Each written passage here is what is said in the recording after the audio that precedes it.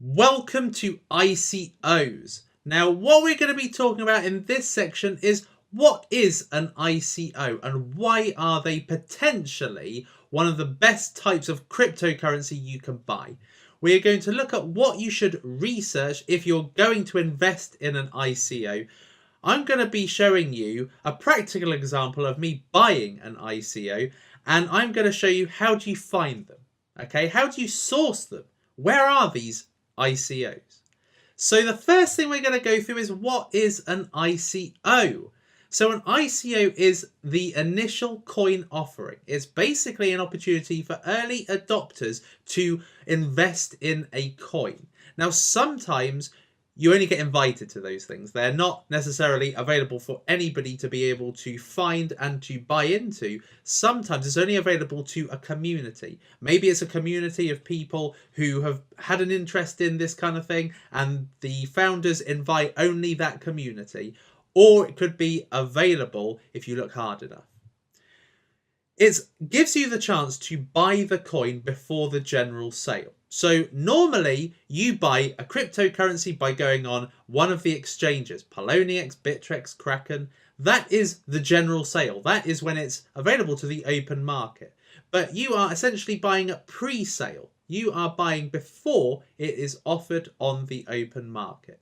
It gives you the opportunity to get the coin at the cheapest price because it hasn't been put on the market, because nobody has speculated and bought it. You essentially are buying on a complete punt. Okay, and I'm going to be showing you the ways to research it so that it's not just a total punt, because if it is a total punt, then you don't know if there is going to be value over time. But it allows you to get the coin at the cheapest price before there's any speculation, before there's any real market news that drives up the value. Okay, so you get it really at its base price or cheaper than it will be once it's on the general sale.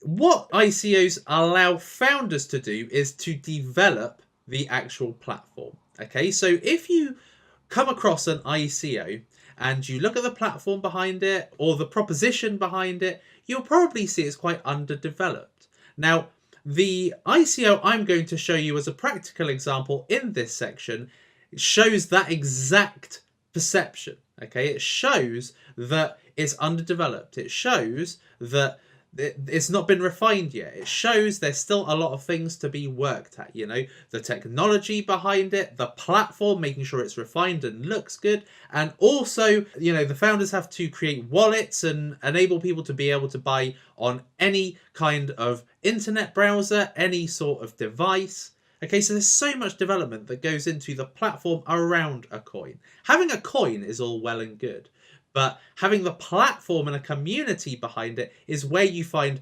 real value. And that is why funding the developers enables them to build the value so that your investment will be realized over time.